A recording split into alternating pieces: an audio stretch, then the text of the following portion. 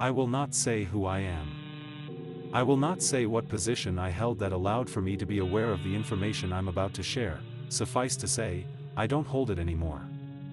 I have read some of the letters directed at Seth and Fox complaining about Season 8 of Family Guy, and while I can't officially make these statements to any press, I don't want to stay quiet anymore. Many people feel that Season 8 was just off. In an odd sort of way.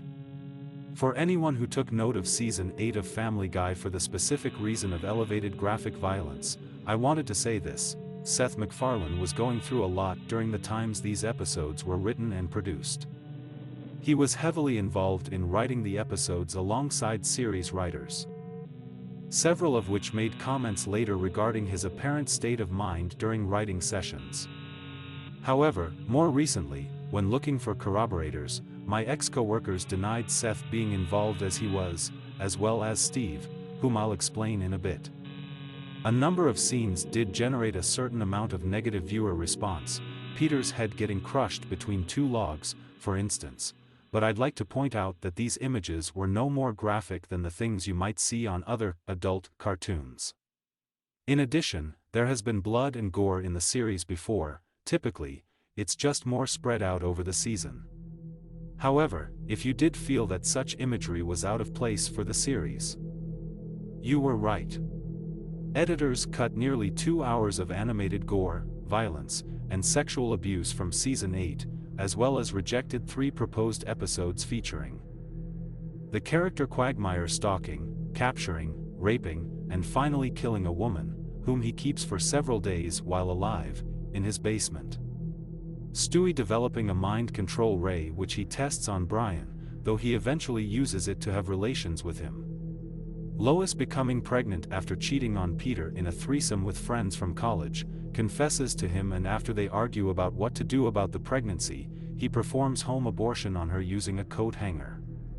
The last episode was eventually rethought and made as Partial Terms of Endearment, but was cut from the air for the US, despite being shown in the UK and being available on the DVD for the season. I would like to point out the episode Dog Gone, in which Brian loses faith in his ability to write and accidentally hits and kills a dog with his car while drunk, by crushing it in half. When he reveals this, everyone but Stewie laughs at him and mocks him, saying that no one cares. Stewie does mock him for a while, but when he realizes how serious Brian is about the issue, he stages Brian's death so that Brian can see the family mourn and feels validated. I suggest you watch this episode while keeping in mind that Seth often represents himself through Brian and Stewie. In this particular episode, I also believe the various dogs and their reactions to their environment reflect Seth's emotions. Early on, when I asked Seth about why he seemed to be emphasizing his use of Brian and Stewie, he just told me he was frustrated with the series so far, that he'd begun to feel like the earlier seasons were idiotic, that the fanbase were morons, and that he was stuck. His name would always be associated with Family Guy. He also told me that he was bringing in someone to help mature the material. He mentioned having worked briefly with the man before. The stressed, slightly manic tone of Season 8 culminates in Brian and Stewie. One of the most serious episodes of the entire series. There are no cutaways and the titular characters behave in a way that seems to show them in their most distilled forms. Again, this episode was heavily censored and altered. The original script called for the scene in which Brian eats Stewie's stool to be shown, not just implied. Brian considers suicide because he feels his life has no purpose, and Stewie saves him with their friendship. Following this episode, the tone evens out and things return to more or less normal for the series. There was nothing particularly occult or metaphysical regarding the circumstances around the making of Season 8. None of the writers or animators went insane. There were no mysterious deaths or possessions, none of that. For those of you looking for a twist or reason, I will say this: while Seth usually seemed tired outside of working, he did his best to keep up appearances at major events and gatherings. However, it was said that he often looked sicker or more listless in the presence of his consultant.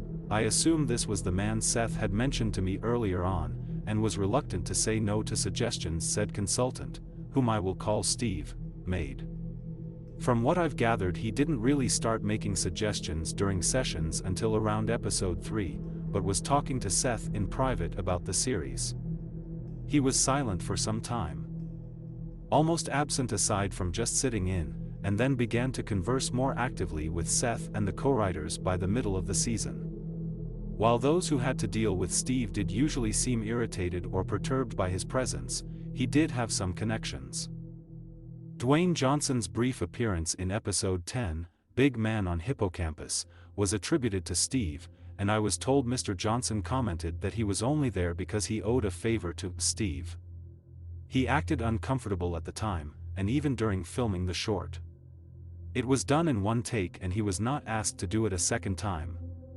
From what I've heard, Steve was present and seemed pleased by the fact that Mr. Johnson was visibly uneasy. During one session, the second time I saw him in person, I did question Steve directly about a suggested plot, and when he turned to look at me, I was genuinely scared. I had no idea why. He had never once threatened, swore, or made a personally violent move. I suppose it was the series of ideas regarding violence and gore he pitched to Seth.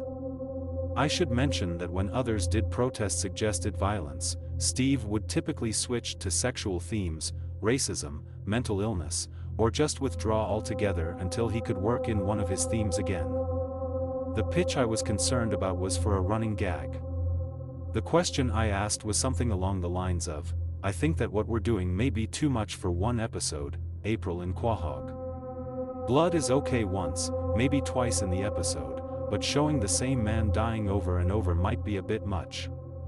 The gag being pitched was that Peter, at various points in the episode, runs over the same man, who despite being whole and alive every encounter, is increasingly mauled every instance, with a different reoccurring character running over and screaming that the man was dead.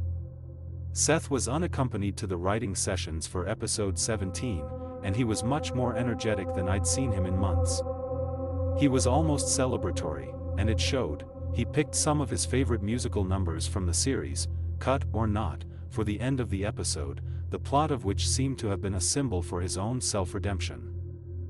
I have been unable to track Steve down since. No records exist within the company to show that he was ever officially signed on or paid, and I believe he may have been privately hired by Seth.